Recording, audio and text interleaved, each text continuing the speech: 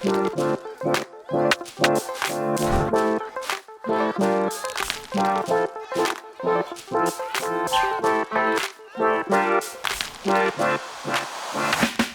avoir organisé cette journée aujourd'hui autour des cépages et demain quel cépage? Tout simplement parce que c'est un rendez-vous annuel de la Chambre d'agriculture, puisque ça fait la 4e édition.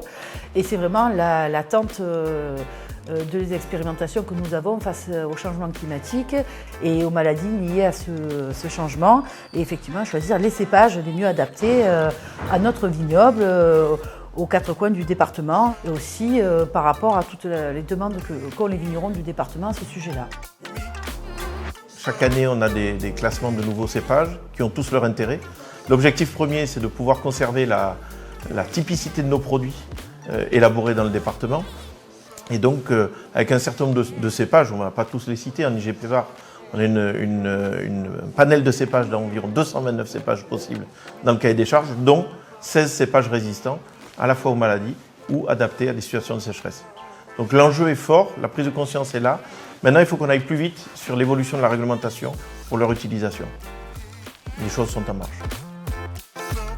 Le syndicat a intégré en 2021 7 nouveaux cépages dans le cahier des charges des Côtes de Provence, dont 5 qui sont du coup des cépages étrangers et qui seraient plus adaptés au climat chaud et sec.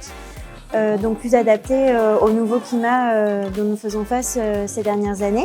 Et nous sommes en train de travailler donc actuellement sur l'intégration de cépages résistants aux maladies, notamment par rapport aux enjeux sociétaux et aussi au questionnement de nos producteurs Côtes de Provence des dernières années. En fait, la Chambre d'agriculture du Var, ça fait une 40aine d'années qu'on travaille sur tout le matériel végétal, sur les cépages. Et depuis une dizaine d'années, on a plusieurs axes de travail, notamment l'adaptation au changement climatique. Du coup, notre objectif, c'est de trouver les meilleurs cépages pour essayer de répondre à toutes ces contraintes et pour que les vignerons varois puissent les utiliser. Je suis plutôt agréablement surpris parce que ça permet quand même de clarifier certaines problématiques. Donc je pense que tous les acteurs ici présents ont conscience. Mais ça permet de faire un petit point global sur la situation actuelle et de voir les perspectives d'avenir sur les 5, 10, voire les 20 prochaines années. Donc c'est plutôt intéressant. Alors le Rosselli vient de rentrer dans l'appellation. Donc maintenant, on va pouvoir, à partir du moment où on accède à du bois, pouvoir en planter. Et moi, je le cultive depuis 2013, enfin je l'exploite en tout cas, et je le vinifie à part. Et ça m'a permis vraiment de découvrir que c'est un cépage qui résiste très bien à la sécheresse, qui résiste un petit peu mieux à la pourriture que ce qu'on veut bien lui prêter, et qui produit des vins vraiment très légers, plutôt fins, délicats, qui peuvent se rapprocher un peu du cinsault, mais un peu plus original. Donc c'est très intéressant en assemblage. Au César, c'est une base de données qui est susceptible de recueillir toutes les informations sur toutes les nouvelles plantations de cépages dans notre région Provence. La filière a souhaité un lieu où recueillir toutes les données sur ces multitudes d'initiatives de plantation de nouveaux cépages du passé, d'ailleurs ou de demain, de recueillir des données pertinentes de façon à apporter un conseil précis, objectif aux vignerons qui veulent essayer de nouvelles variétés.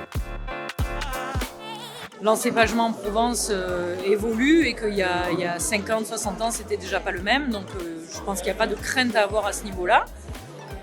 Il suffit juste de trouver qu'est-ce qui est approprié pour tel domaine ou telle appellation, selon les objectifs qu'on peut se donner, que ce soit du rosé, du blanc ou du rouge.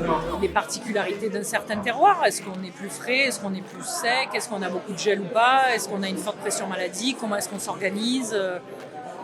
Je ne trouve pas ça du tout alarmant, au contraire, je trouve ça très encourageant qu'on ait déjà commencé à s'y intéresser depuis peut-être pas assez longtemps, mais en tout cas suffisamment longtemps pour avoir des retours aujourd'hui. Et il y en a quelques-uns qui sont d'ailleurs très qualitatifs, donc voilà, je suis ravie de voir ce que les essais donnent pour pouvoir déjà prendre des décisions sur les plantations en 2023.